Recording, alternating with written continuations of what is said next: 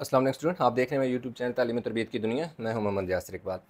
Student, हमारे पास question number जो 1A का 7 है, एक्सरसाइज 1A का क्वेश्चन नंबर 7 है। उसमें देखें वो कह रहा है कि Nora spent a total time of 8 1/16 hours on community service last year. कि एक लड़की है नोरा, जिसने क्या किया कि कम्युनिटी सर्विस में टोटल जो टाइम है वो जो स्पेंड किया 8 1/16 आवर्स स्पेंड किया। Given that her visit to the old home made up 4/7 of the total time on community service। अगली वो बात करता है कि जितना टाइम उसने कम्युनिटी सर्विस में स्पेंड किया उसमें से 4/7 जो है वो उसने ओल्ड फोक होम पर स्पेंड किया। यानी इसमें से टोटल टाइम में से 4/7 जो उसका पार्ट है टाइम का, वो उसने ओल्ड फोक होम पर स्पेंड किया। यानी उसने विजिट किया ओल्ड फोक होम की तरफ, तो उधर जो उसने का टाइम लगा वो टोटल टाइम का 4/7 हुआ। अब वो कह रहा है कि बताएं, find the amount of time she spent on visiting the old folk home, कि जितना उसका टोटल टाइम जो ओल्ड फोक होम पर लगा वो कितना लगा। अब ये 4/7 उसने टाइम नहीं दिया हुआ। 4/7 टोटल टाइम का एक पार्ट है, एक हिस्सा है। वो 1 घंटा भी हो सकता है, 4 घंटे भी हो सकते हैं, कोई कुछ भी टाइम हो सकता है। उसने हमें सिर्फ क्या बताया, टोटल टाइम बता दिया, और उसका कुछ हिस्सा टाइम का जो उसने ओल्ड फोक होम पे स्पेंड किया वो हिस्सा उसने बता दिया।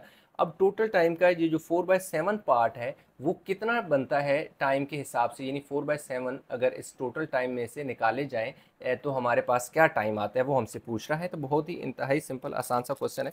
मैं साथ साथ इस क्वेश्चन को पढ़कर स्टेटमेंट आपको लिख देता हूँ। पहले हम लिखेंगे स्टूडेंट कि वो क्या कह रहा है कि जी टोटल टाइम की बात करता है ना, कि अच्छा वो बात करता है कि जी नोरा स्पेंड टोटल टाइम। तो अब हम लिखेंगे यहाँ पर total time spent on, question 7 है, एक्सरसाइज 1A है, ठीक है। टोटल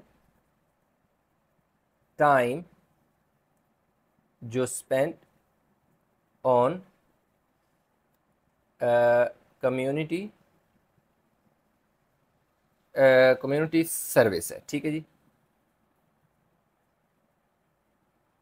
जो कम्युनिटी सर्विस है उसमें जो टोटल टाइम, आगे जगह नहीं है, मैं इक्वल डाल के यहाँ लिख लेता हूँ, 8 1/16 आवर, ठीक है। यानी 8 1/16 आवर जो है उसने स्पेंड किए कम्युनिटी सर्विस में। अच्छा जी, अब हमारे पास आ गया जी टाइम स्पेंट ऑन ओल्ड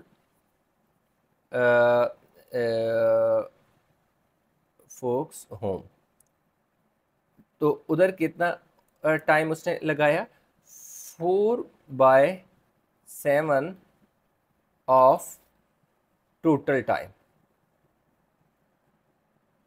यानी 4/7 टोटल टाइम है। तो कोई मसला हम निकाल लेते हैं, इक्वल का साइन मैं यहाँ लगा देता हूँ। 4/7 आप ऐसे ही लिख दें, ऑफ टोटल टाइम कितना है जी, ऑफ टोटल टाइम ये 8 1/16 आवर।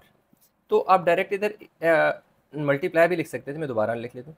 4/7 मल्टीप्लाई बाय, यानी ऑफ की जगह मल्टीप्लाई बाय, और आपने क्या करना है कि 16 को 8 से मल्टीप्लाई करना है और उसको में 1 ऐड कर देना है। तो 16 को 8 से मल्टीप्लाई करें तो ये देखिए मैं यहाँ पर मल्टीप्लाई कर देता हूँ। 16 को 8 से, 8 6 48, 4 कैरी चले गया, 8 1 8 और 4 128। यानी 16 को 8 से मल्टीप्लाई किया 128, और ये वाला 1 इसमें ऐड भी कर दें ऊपर वाला तो 129। यानी 16 को 8 से मल्टीप्लाई करें, जो आंसर आए उसमें 1 ऐड कर दें, तो 16 8 सर 128, 128 प्लस 1 129 डिवाइडेड बाय क्या आ गया, 16 आ गया। और एच एस सी लिख रहे हैं, यानी एच रिप्रेजेंट आर को कर रही है। अब कैंसिल होता है, 4 1 ज़र 4 4 ज़र, यानी 4 का टेबल 16 पे 4 टाइम जाता है। तो ऊपर हमारे पास कितना आ गया जी, 129 डिवाइडेड बाय क्या आ गया जी, 7 आ गया, ठीक। अब हमने क्या करना है कि जो हमारे पास आ गया है 129 डिवाइड बाय 28, सॉरी ये 4 भी तो बचता है ना, 7 मल्टीप्लाई बाय 4 तो क्या हो जाएगा, 28 हो जाएगा। 7 4 ज़ा 28। तो अब आपने क्या करना है कि 129 को 28 से मल्टीप्लाई कर दें। तो 28 को आप ज़रा हाँ ये देखें, 28 को 4 से मल्टीप्लाई करें ना, 4 8 32, 3 कैरी 4 2 8 9 10 11 100 एंड कितना आ जाएगा, 12 आ जाएगा।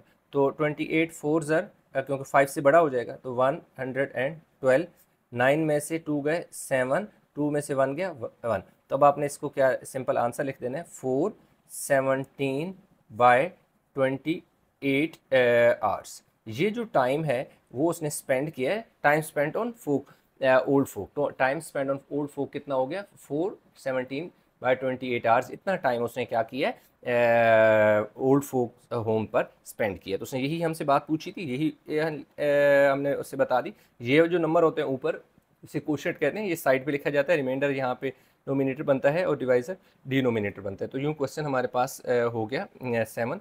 अभी क्वेश्चन नंबर हम 8 जो है उसको करते हैं। अगर हम क्वेश्चन नंबर 8 की बात करें, कह रहे हैं find value of, find value की बात करता है स्टूडेंट।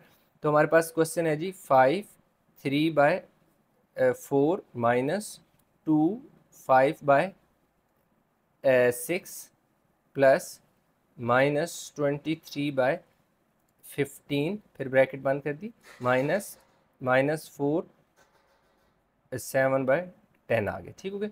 अब देखें 5 4 20, 20 और 3 23/4, 6 2 12, 12 में 5 ऐड किए 17/6। ये वाला जो प्लस और माइनस है, प्लस माइनस माइनस हो गया, सॉरी प्लस माइनस माइनस हो गया 23/15। ये वाला माइनस इस माइनस से मल्टीप्लाई हुआ, प्लस हो गया 10 4 40 और 7 ऊपर ऐड करें 47/10, यानी 10 को 4 से मल्टीप्लाई किया, क्या हो गया हमारे पास 40 हुआ, 40 में 7 ऐड करो 47।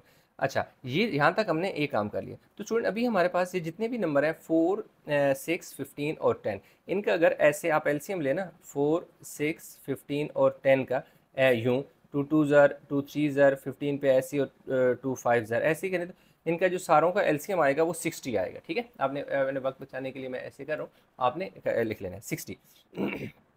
अब हमने इसे क्या करना है, नीचे 60 बनाना है। तो देखो 60 बनाने के लिए हमें क्या करना पड़ेगा। देखिए 60 बनाने के लिए मैं क्या करूँ, 23 मल्टीप्लाई बाय 15 और 4 मल्टीप्लाई बाय 15, नहीं हाँ सही है 15। ठीक है, अब माइनस 17 मल्टीप्लाई बाय 10 और 6 मल्टीप्लाई बाय 10। अब देखो इसको भी 10 से मल्टीप्लाई किया, नीचे वाले को भी 10। अब क्योंकि अब देखिए इस दोनों को 15 से क्यों मल्टीप्लाई किया, क्योंकि 15 को 4 से मल्टीप्लाई करूँगा 60 बन जाएगा, 6 को 10 से मल्टीप्लाई करूँगा 60। तो अगर नीचे मुझे 15 से मल्टीप्लाई करना पड़ रहा है तो ऊपर भी मुझे वही नंबर मल्टीप्लाई करना पड़ेगा। अब इसी तरह 23 को मैं क्या करूँगा, 4 से मल्टीप्लाई करूँगा और 15 को भी मैं 4 से मल्टीप्लाई करूँगा, क्योंकि 15 4 60 होता है। तो लाजमी बात है अगर नीचे नीचे इसको मैं 4 से मल्टीप्लाई कर रहा हूँ तो वही नंबर मुझे ऊपर भी मल्टीप्लाई करना पड़ेगा। अब इस तरह 47 को मैं 6 से मल्टीप्लाई करूँगा और 10 को भी 6 से मल्टीप्लाई करूँगा, क्योंकि 10 6 60 होता है। ठीक है, अब ये देखें मेरे पास नीचे 60 आ गया, 15 4 60 हो गया। तो इसको सिंपल आप कैलकुलेटर पे मल्टीप्लाई करें या ऐसे कर लें, 345 आ गया जी। कितना आ गया जी, 345 माइनस ये 170 हो जाएगा और यहाँ पे देखो जी 60 आ जाएगा, माइनस इसको मल्टीप्लाई कर दें तो 92/60 आ गया और 47 को अगर मल्टीप्लाई कर दिया जाए जी 6 से तो हमारे पास आ गया स्टूडेंट 282/60। मैं कैलकुलेटर पे साथ साथ मल्टीप्लाई कर रहा हूँ, आप लोगों ने कर लेना। अब देखें, अब इन सारों के नीचे डिनोमिनेटर सेम आ गया, आपने एक लाइन लगाई और देखो 60 को एक बार लिख लिया। अब देखें 345 माइनस 170 माइनस 92 प्लस 282 हो गया। अब देखें एक काम यहाँ पर आपने बड़ी गौर से समझना है, वो क्या। अब ये देखें ये भी प्लस का नंबर है और ये भी प्लस का है, तो ये वाला जो नंबर है ये आपस में ऐड होंगे इस साइड पे मैं ऐड कर लेता हूँ 3 4 5 में 280 2 को ऐड कर लेता हूँ 7 12 1 कैरी 6, ठीक है। 5 और 2 7, 8 और 4 12, 12 का 2 1 कैरी, 3 और 2 5 और 1 6। तो मेरे पास कितना आ गया जी 627 माइनस। अब ये देखिए जो 170 है और 92 है ये आपस में ऐड होंगे, एक 260 टू 267। अब देखिए 267, अब यहाँ पे ये क्योंकि अक्सर स्टूडेंट के जहन में होता है कि ये आपस में ऐड क्यों हुए, इनके साथ तो माइनस का साइन था। भाई माइनस के दो नंबर थे, तो जब भी सेम साइन हो, जैसे इस वाले केस में दोनों नंबर के साथ सेम साइन है तब भी ऐड हुए, साइन वही रहा जो इन दोनों के साथ था। इधर भी दोनों के साथ सेम साइन है, दोनों के साथ माइनस है, तो दो नंबर माइनस के मिलकर एक नंबर बन जाएगा और साइन वही रहेगा जो उनके साथ है। साइन चेंज बिल्कुल भी नहीं करना। यहाँ पे अक्सर स्टूडेंट मिस्टेक कर देते हैं कि ये साइन चेंज कर देते हैं, यहाँ प्लस लगा देते हैं या इन दोनों को माइनस कर देते हैं। तो दोनों देखें, जब भी साइन सेम हो, इन दोनों में प्लस का साइन है तब भी प्लस होंगे, इन दोनों के साथ माइनस है तब भी प्लस होंगे। और अगर जब प्लस है, दोनों के साथ प्लस है तो प्लस हुए तो प्लस का साइन रहा, दोनों के साथ माइनस है तब भी प्लस हुए और साइन माइनस का ही रहा। तो याद रखिएगा कि जब भी साइन सेम हो, चाहे प्लस का हो या माइनस को, दोनों सूरतों में नंबर ऐड होगा और साइन वही रहेगा जो उन दोनों के साथ है। जैसे इन दोनों के साथ प्लस था तो प्लस रहा, इन दोनों के साथ माइनस था तो माइनस रहा, यानी माइनस के दो नंबर मिलकर एक बन गए, प्लस के दो नंबर मिलकर एक बन गए, और नीचे हमारे पास जो है वो 60 ऐसी रहा। अब आपके पास जो आया है 627, उसमें से 260 क्या कर लो, 260 260 कितना है जी, 2 है, और सॉरी ये 262 है, वो बाय मिस्टेक मैंने 262 है। 262 को माइनस कर लें, यहाँ 5 आ जाएगा, इधर से कैरी लो 12, इधर 5 6 बचेगा, और 5 में से 2 गए तो 3, तो हमारे पास कितना आ जाएगा जी 365 डिवाइडेड बाय क्या आ गया जी 60 आ गया, ठीक है। तो अब देखें ये दोनों आपस में इनकी कटिंग भी होती है, मैं यहाँ पर लिख के बताता हूँ आपको। ये देखें 365 को डिवाइडेड बाय 5 करें, और जो 60 है ना इसको भी डिवाइड बाय 5 करें, यानी 365 पे 5 का जो टेबल है वो स्टूडेंट 73 टाइम जाता है, और 5 का टेबल कितनी दफ़ा जाता है जी 12 टाइम जाता है। फिर क्योंकि ये इम्प्रॉपर फ्रैक्शन है तो 73 को आप ऐसे क्या कर लो, डिवाइड कर लो 12 से, 12 6 70, टू आ जाएगा, पीछे 1 बच जाएगा, तो आपके पास आंसर 6 1 बाय 12 जो है वो आपके पास इसका आंसर आ जाएगा। क्योंकि ऊपर बड़ा नंबर है नीचे छोटा, तो इम्प्रॉपर फ्रैक्शन है, इसलिए हमें डिवाइड करना पड़ेगा। 12 6